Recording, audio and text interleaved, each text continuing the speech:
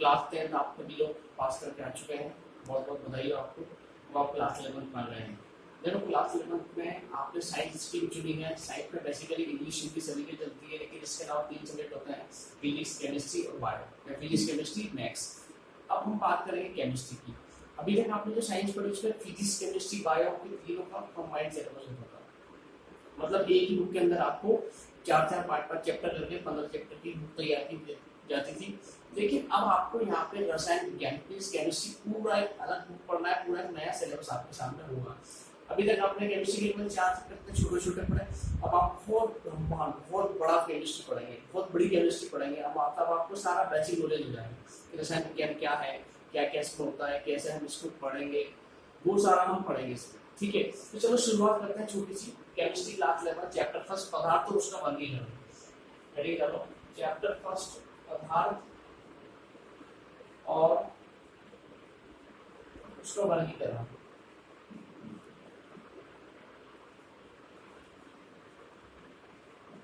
ये है आपका सिलेबस का चैप्टर फर्स्ट। देखो हम बहुत इजीली, बहुत रिलैक्स मूड में आराम से पढ़ेंगे, ताकि हमें किसी तरह की कोई टेंशन नहीं है। धीरे धीरे पढ़ेंगे, हमें प्रॉपर हर चीज समझ में आनी चाहिए कि क्या हो रहा है, कैसे हो रहा है, क्यों हो रहा है, कब हो रहा है। चैप्टर फर्स्ट का नाम है पदार्थ और उसका वर्गीकरण। ये हम इस चैप्टर में पूरा पढ़ेंगे। देखिए सबसे पहले आपको पता होना चाहिए पदार्थ क्या होता है, what is the meaning of matter. तो पदार्थ के बारे में मैं अगर बोलूं, पदार्थ इंग्लिश में इसको मैटर भी बोलते हैं। आप चाहे तो इंग्लिश की टर्म भी याद कर सकते हैं, चाहे तो मैं याद करें, कोई दिक्कत नहीं। तो what is the meaning of पदार्थ। पदार्थ क्या होता है, इस आप देख रहे हैं मेरे हाथ में डस्टर है, ये क्या है मेरे हाथ में डस्टर है, ये क्या एक तरह पदार्थ है। मतलब ब्रह्मांड की, पूरे ब्रह्मांड की ऐसी कोई सी भी वस्तु जिसका कोई ना कोई निश्चित द्रव्यमान हो और कहीं रखे जाने पर स्थान घेरती हो। जैसे नीचे रखा मैंने स्थान घेर लिया, ठीक है, इसका कुछ ना कुछ वेट होगा। जैसे मुझे लगता है इसका वेट होगा लगभग 20-25 ग्राम।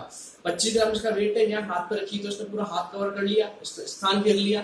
तो इसलिए हमने कहा कि ब्रह्मांड की ऐसी कोई सी भी वस्तु जो कहीं भी रखे जाने पर स्थान घेरे और उसका कुछ ना कुछ द्रव्यमान होता है, वो क्या कहलाती है, पदार्थ कहलाती है। और उसको इंग्लिश में क्या कहते हैं, मैटर कहते हैं। तो डेफिनेशन लिखिए आप, ब्रह्मांड की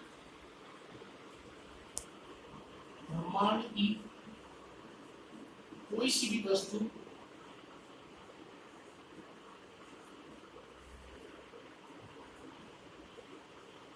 जो स्थान घेरती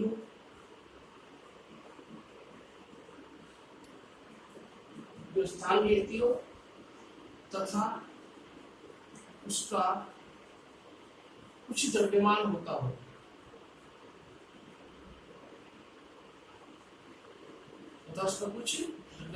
हो, क्या कहलाती है, पदार्थ कहलाती है।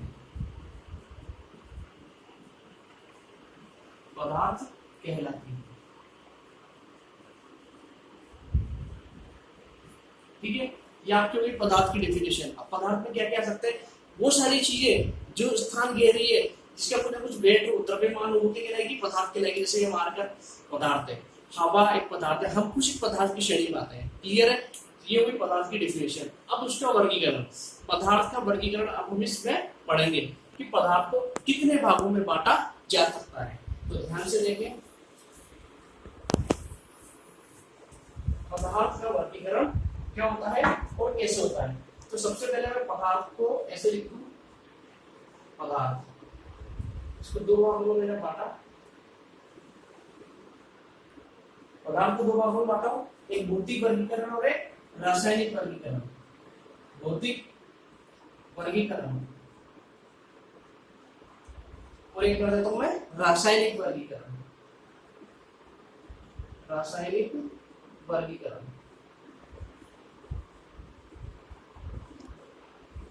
पदार्थ कितने भागों में बांटा, 2 भागों में बांटा, एक भौतिक वर्गीकरण और दूसरा रासायनिक वर्गीकरण। अब बात करते हैं हम भौतिक वर्गीकरण की। भौतिक वर्गीकरण को भी मैं कितने भागों में बांट देता हूँ, 3 अलग अलग भागों में बांट देता हूँ।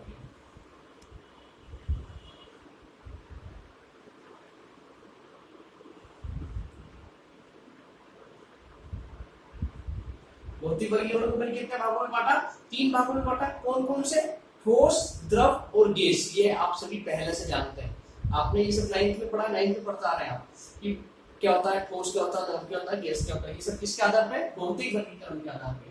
तो नाम लिखेंगे हम ठोस, ये है द्रव और तीसरा है गैस। तीन भागों में इसको बांटा है, ठोस, द्रव और गैस में। ठीक है, ठोस, द्रव, गैस, तीन अलग अलग भागों में इसको बांट लिया। अब हम इसको किस आधार पे बांटा, भाई भौतिक वर्गीकरण पे बांटा, लेकिन इसमें अंतराणविक आकर्षण के आधार पर, तो ब्रैकेट में लिख लेते हैं कि अंतराणविक बल के आधार पर। भाई भौतिक वर्गीकरण तो करा, लेकिन किसके आधार पर करा, अंतराणविक बल के आधार पर करा, अंतराणविक आकर्षण बल के आधार पर करा। इसके बीच के पार्टिकल कैसे रहते हैं, किस आधार पर जमे हुए रहते हैं। तो पहले मैं ठोस की बात करूं। ठोस में क्या होता है, कण इस तरह से चिपके हुए रहते हैं, ध्यान से देखें, बिल्कुल पास पास चिपके हुए रहते हैं, उनके बीच में कोई स्थान नहीं होता है। द्रव में क्या होता है, थोड़ा सा दूरी बना लेते हैं, ये द्रव है, थोड़ा सा गैप आ गया, और गैस में बिल्कुल बहुत ज्यादा दूरी हो जाती है, बहुत ज्यादा दूर हो जाते हैं पार्टिकल्स, यानी कि बिल्कुल स्थान नहीं, थोड़ा सा स्थान, बहुत अधिक स्थान। जैसे अगरबत्ती का धुआं गैस का एग्जाम्पल है। द्रव का एग्जाम्पल आपका दूध, पानी, तेल, ये सब किसमें आता है, द्रव में, क्योंकि इनके अंदर क्या होती है, फ्लूइडिटी होती है, बहने की क्षमता होती है। ठोस के अंदर बहने की क्षमता नहीं होती है। अब हम ठोस के बारे में देखेंगे। सबसे पहले ठोस पदार्थ। ठोस पदार्थ क्या होता है, पहला पॉइंट इस पे लिखते हैं आयतन निश्चित। आयतन निश्चित, ठोस का क्या होता है, हमेशा आयतन निश्चित होता है। कोई से भी ठोस है, जैसे मैंने डस्टर लिया तो उसका आयतन क्या होगा, निश्चित होगा। ठोस का आयतन कैसा होगा, निश्चित होगा। द्रव का आयतन भी कैसा होगा, निश्चित होगा। आयतन निश्चित। गैस आयतन अनिश्चित। गैस का कैसा आयतन होगा, अनिश्चित होगा।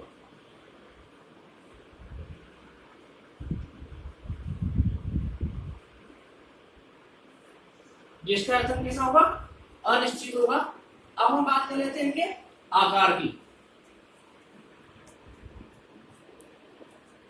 इनका आकार निश्चित है, इसका आकार अनिश्चित है। द्रव का आकार कैसा होगा, अनिश्चित होगा।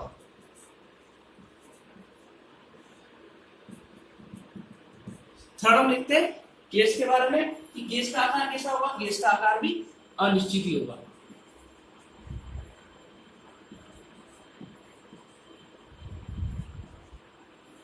ठीक है, अब देखो इसको एक्सप्लेन करता हूं। आकार निश्चित, आयतन निश्चित, ये आपका ठोस है। डस्टर क्या है, ठोस कण पदार्थ है।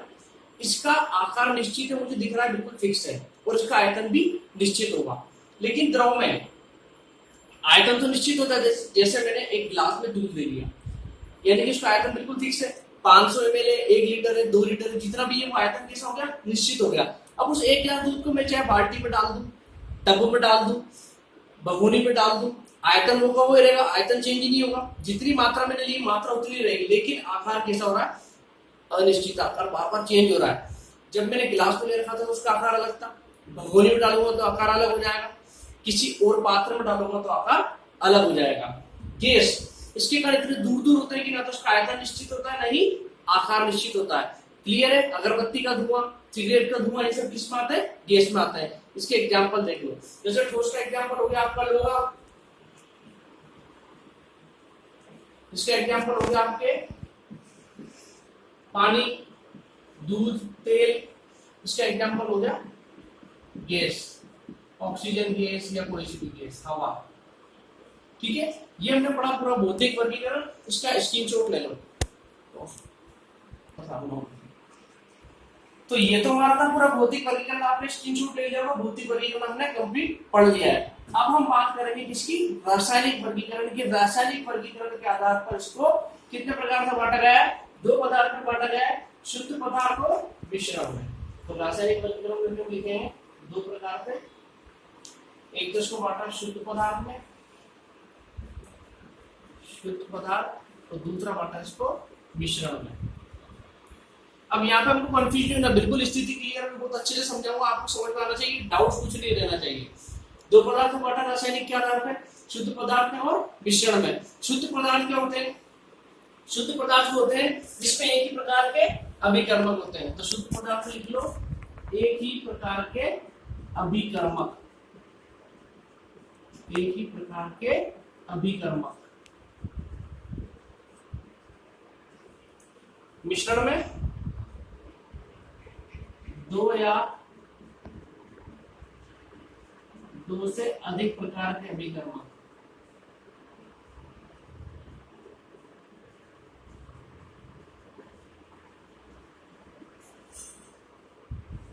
क्लियर है? शुद्ध पदार्थ क्या होते हैं? जिसमें एक ही प्रकार के अभिकर्मक होते हैं। मिश्रण जिसमें दो या दो से अधिक प्रकार के अभिकर्मक होते हैं। अब अभिकर्मक के गलत टर्म है, उसको हम अभी समझेंगे, लेकिन हमें पता होना चाहिए कि शुद्ध पदार्थ को भी दो भागों में बांटा, किस किस में? तत्व और यौगिक में। अब देखो बोर्ड पे मेरे पास जगह नहीं है तो मैं इधर को पूरा रफ कर रहा हूं ताकि हम उसको ढंग से पढ़ सकें।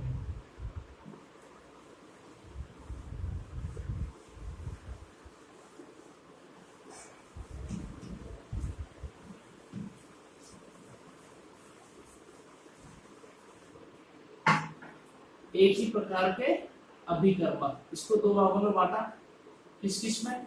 एक है आपके तत्व, दूसरा हुआ यौगिक। तत्व और यौगिक बड़े ध्यान से देखना, बहुत आराम से समझ में आएगा। शुद्ध पदार्थ क्या होते हैं? जिसमें एक ही प्रकार के अभिकर्मक होते हैं, इसको दो भागों में बांटा, तत्व में और यौगिक में। अब तत्व क्या होते हैं? जिसमें एक ही प्रकार के परमाणु होते हैं। तत्व क्या होते हैं? जिसमें एक ही प्रकार के परमाणु हो, जिसमें एक ही प्रकार के परमाणु हो, वो क्या कहलाएंगे? तत्व कहलाएंगे। जैसे प्लेन आपका simple carbon, simple hydrogen, nitrogen, oxygen, etc etcetera, ये सब क्या है? तत्व है। क्यों? क्योंकि इसमें एक ही प्रकार के परमाणु है, एक ही कार्बन है, एक ही हाइड्रोजन, एक ही नाइट्रोजन, एक ही ऑक्सीजन, इसलिए इनको क्या कहेंगे? तत्व कहेंगे। तो तत्व का बिल्कुल क्लियर है। अब मैं यौगिक की बात करता हूं कि जिसमें अलग अलग प्रकार के परमाणु एक निश्चित अनुपात में होते हैं, जिसमें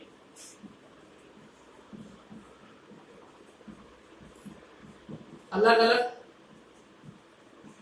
प्रकार के परमाणु एक निश्चित अनुपात में हो।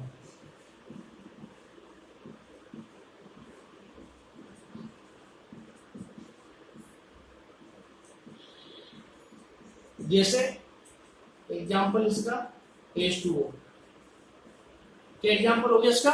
H2O। बहुत ध्यान से देखना, यहाँ कंफ्यूजन हो जाता है, अभिकर्मक शब्द से पूरा खेल बिगड़ जाता है। ये जो अभिकर्मक है ना, यहाँ हमने लिखा जिसमें एक ही प्रकार के परमाणु हो, जिसमें कार्बन हो सकता है, H2 हाइड्रोजन हो सकता है, नाइट्रोजन हो सकता है, O2 हो सकता है, O हो सकता है, एक ही प्रकार के, लेकिन जैसे ये O प्लस O, ये O2 बनाया है, ये एक ही प्रकार के, ठीक है, इसलिए इनको क्या कहेंगे? तत्व कहेंगे। लेकिन यौगिक थोड़ा सा अलग होता है। यौगिक में क्या होता है? जिसमें अलग अलग प्रकार के परमाणु निश्चित अनुपात में जुड़े होते हैं, वो कहलाता है यौगिक। जैसे H2O, इधर देखो मैं एक्सप्लेन कर रहा हूँ। H2O यानी दो हाइड्रोजन इसमें और एक क्या है? ऑक्सीजन है। अलग अलग प्रकार के परमाणु हुए, दो हाइड्रोजन और ऑक्सीजन, तो उसको लिख दूंगा मैं 2:1, दो हाइड्रोजन और एक ऑक्सीजन है। क्लियर है? तो इसलिए इसको क्या कहा हमने? यौगिक का। अब बच्चे में क्या थोड़ा कंफ्यूज हो जाता है कि अभिकर्मक शब्द क्या है। सर आपने तो लिखा था एक ही प्रकार के अभिकर्मक है, यहाँ तो दो प्रकार के हो गए। तो मैं ये बता दूं कि अभिकर्मक का मतलब होता है कार्बन, हाइड्रोजन H2 है, तो दो हाइड्रोजन से मिलकर H2 बना, एक ही तरह की प्रजाति, लेकिन यहाँ अलग अलग हो गए। H2O, एक हाइड्रोजन और ऑक्सीजन है, ये पूरा क्या कहलाएगा? एक अभिकर्मक कहलाएगा। अभिकर्मक का मतलब कार्बन हाइड्रोजन नहीं होता, अभिकर्मक मतलब होता है पूरा एक यौगिक, इसलिए इसको कहा है एक ही प्रकार के अभिकर्मक। क्लियर है? अब हम बात करेंगे मिश्रण की। ऐसे मिश्रण जिसमें दो या दो से अधिक प्रकार के अभिकर्मक हो। टेक स्क्रीनशॉट इसका ले लिया होगा आपने। अब हम पढ़ेंगे मिश्रण को। अब हम बात करेंगे मिश्रण की। मिश्रण क्या होता है? दो या दो से अधिक प्रकार के अभिकर्मक। इसके आधार पर इसको दो भागों में बांटा है, एक समांगी मिश्रण और दूसरा विषमांगी मिश्रण। ये हो गया समांगी और दूसरा हो गया आपका विषमांगी मिश्रण।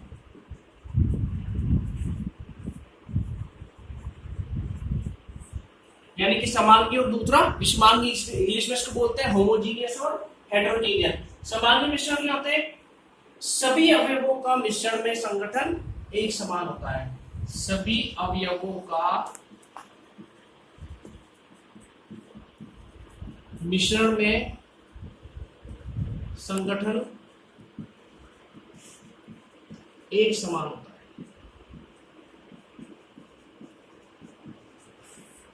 सभी अवयवों का मिश्रण में संगठन कैसा होता है? एक समान होता है। ये इसलिए क्या कहलाता है? समांगी मिश्रण कहलाता है। समअंगी, एक जैसा अनुमान है। अर्थात दूध में मैंने क्या मिला दिया? पानी मिला दिया, तो ये क्या कहलाएगा? समांगी मिश्रण कहलाएगा, क्योंकि वो दूध में पानी पूरी तरह से डिजोल्व हो जाएगा, पूरा कैसे हो जाएगा? सफेद कलर का हो जाएगा, जिसको क्या रखा है हमने? समांगी मिश्रण कहा है। अब हम देखेंगे विषमांगी मिश्रण।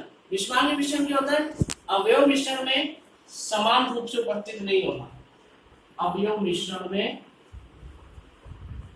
अवयवों का मिश्रण में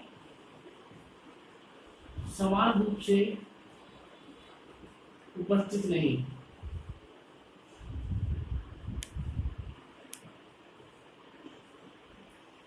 अवयव मिश्रण में समान रूप से उपस्थित नहीं होते हैं। किसमें? विषमांगी मिश्रण में। इसलिए इसको क्या कहते हैं? हेटेरोजीनियस पिक्चर कहते हैं। तो पिक्चर क्लियर है? समांगी और विषमांगी, होमोजीनियस और हेटेरोजीनियस। इसमें दूध में पानी या शक्कर को मैंने किसमें घोला? पानी में घोला, तो पूरी तरह घुल जाएगा। लेकिन विषमांगी में ऐसा नहीं होता। जैसे पानी में मैंने तेल मिलाया तो वो क्या होगा? विषमांगी मिश्रण होगा। क्लियर है? तो आज हमने पढ़ा पदार्थ और पदार्थ के वर्गीकरण के बारे में। इसको अच्छी तरह से पढ़ना। आगे का हम नेक्स्ट क्लास में कल पढ़ेंगे। बाय।